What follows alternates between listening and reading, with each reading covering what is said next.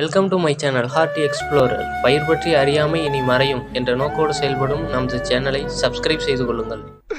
இன்னைக்கு என்னெல்லாம் பண்ண போறாரோ. இன்னைக்கு நாம சங்குப்பூ, அதோட பயன், சங்குப்பூ டீ குடிக்கலாமா வேணாமா அப்படிங்கிறத பார்க்க போகிறோம்.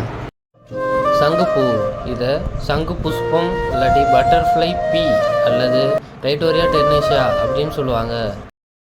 நெக்ஸ்ட்டு சங்குப்பூவோட யூஸ் என்னென்னு பார்ப்போம்.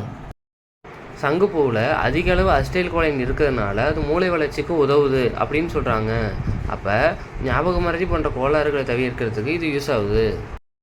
இந்த சங்குப்பூவை ஒரு சிறந்த பூன்னு கூட சொல்லலாம். எப்படி?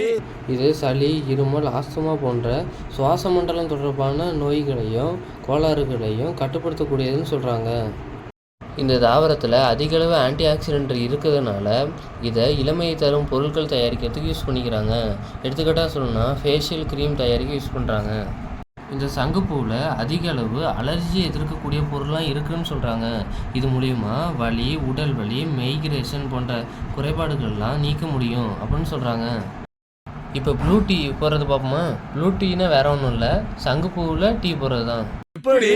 சங்குப்பூ டீ போடுறதுக்கு ஃபஸ்ட்டு பூக்களை அறுவடை பண்ணி எடுத்துகிட்டு வந்துடுறோம். அதில் உள்ள கலர்ஃபுல் பாகமான அல்லி இதழ் மட்டும் பறித்து தண்ணியில் போட்டு கொதிக்க வரோம்.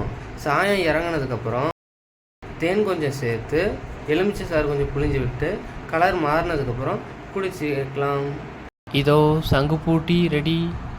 எந்த ஒரு பொருளையும் அளவாக சாப்பிட்டு பழகுங்க. அளவுக்கு மிஞ்சினால் அமிர்தமும் நஞ்சு. இதை கர்ப்பிணி பெண்கள் சாப்பிட்றப்ப சாப்பிடலாமா வேண்டாமா அப்படின்னு டாக்டர் ஒரு முறை கேட்டுட்டு அப்புறம் சாப்பிடுங்க. இதில் சத்து நிறையா இருக்குது, ஆன்டி ஆக்சிடென்ட் நிறையா இருக்குது, யூடியூப்பில் பார்த்தேன் அப்படின்னு நீங்கள் கூட சாப்பிடாதீங்க. இது கர்ப்பிணி பெண்களுக்கு மட்டும் இல்லை, எல்லாருக்கும் தான். இது என்ன பிரமாதம்?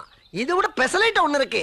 நீங்கள் வீட்டில் பயன்படுத்துகிற கோல மாவில் கலர் பொடி இருக்கும், அப்புறம் ஹோலி பண்டிகைக்கு பயன்படுத்துகிற கலர் பொடி, இல்லை ஆர்கானிக் கலர் பொடின்னு சொல்லிட்டு விற்பாங்க. அதெல்லாம் இது மாதிரி தாவர பாகங்கள்லேருந்து செய்கிறது தான்.